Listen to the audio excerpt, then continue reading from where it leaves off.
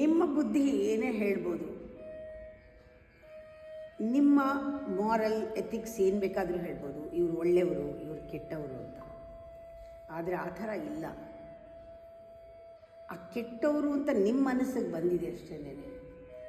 ಇರ್ಬೋದು, ಇರಲಿ ಬಿಡಿ, ಕೆಟ್ಟವರೇ ಇರಲಿ ಬಿಡಿ, ನೀವೇನು ಕೆಟ್ಟವರಲ್ವಾ, ಇರಲಿ. ಆದರೆ ನಿಮಗೆ ಬರಬೇಕಾಗಿರೋದು ಬಹಳ ಒಳ್ಳೆಯವರು ಅಂತ ಯೋಚಿಸಿ. ಎಷ್ಟೇ ದೂರ ಇರಲಿ ಹತ್ತಿರ ಇರಲಿ, ಇವರು ಒಳ್ಳೆಯವರು, ಇವರು ಬಹಳ ಒಳ್ಳೆಯವರು.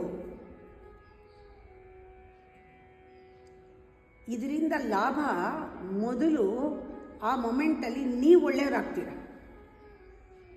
ಅವ್ರನ್ನ ಒಳ್ಳೆಯವರು ಅಂತ ಯೋಚನೆ ಮಾಡಿದ ಕ್ಷಣ ನೀವು ಒಳ್ಳೆಯವರಾಗ್ತೀರ. ಇದು ಸಿಂಪಲ್.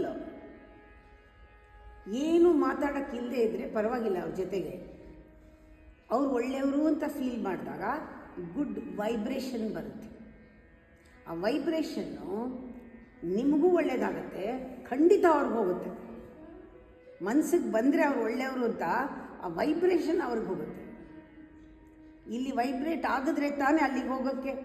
ಇಲ್ಲೇ ವೈಬ್ರೇಟ್ ಆಗದೆ ಇದ್ದರೆ, ಇಲ್ಲಿ ನೆಗೆಟಿವ್ ವೈಬ್ರೇಷನ್ ಇದ್ದರೆ, ಬಾಯಿನಲ್ಲಿ ನೀನು ತುಂಬ ಒಳ್ಳೆಯವರು ಅಂದ್ಬಿಟ್ಟು ಒಳಗಡೆ ನಿಮಗೆ ಕುದೀತಾ ಇದ್ದರೆ ಅದು ಹೆಂಗೆ ಹೋಗುತ್ತೆ? ನಿಮಗೂ ತೊಂದರೆ, ಅವ್ರಿಗೆ ತಲುಪಲ್ಲ ಆ ವೈಬ್ರೇಷನು. ಯಾಕೆಂದರೆ ಆ ವೈಬ್ರೇಷನಲ್ಲಿ ಒಳ್ಳೇದಿಲ್ಲ.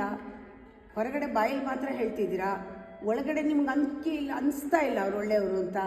ಹೊರಗಡೆ ಮಾತ್ರ ತೋರಿಸ್ತಾ ಇದ್ದೀರಾ, ಒಳಗಡೆ ಆ ಕೆಟ್ಟವರು ಅಂತ ಇರೋದ್ರಿಂದ ನಿಮಗೂ ತೊಂದರೆ. ಆ ವೈಬ್ರೇಷನಲ್ಲಿ ಒಳ್ಳೇದಿರಲ್ಲ. ವೈಬ್ರೇಷನ್ ಅವ್ರಿಗೆ ತಲುಪತ್ತೆ, ಎಷ್ಟು ಮೈಲಿ ದೂರ ಆದರೂ ತಲುಪತ್ತೆ, ನಿಮಗೆ ಒಳ್ಳೆಯದಾಗತ್ತೆ. ಅವರು ಹೇಗೆ ಇರಲಿ ಒಳ್ಳೆಯವರವರು. ಅವ್ರು ತುಂಬ ಪ್ರೀತಿ ಮಾಡ್ತಾರೆ, ಆ ಪ್ರೀತಿ ನಿಮಗೆ ಫೀಲ್ ಆಗುತ್ತೆ. ಪ್ರೀತಿ ವೈಬ್ರೇಷನ್ ಅವ್ರಿಗೆ ಹೋಗುತ್ತೆ. ಅವ್ರು ಪ್ರೀತಿ ಮಾಡದೇ ಇದ್ದರೂ ಪ್ರೀತಿ ಮಾಡೋ ಹಂಗಾಗುತ್ತೆ.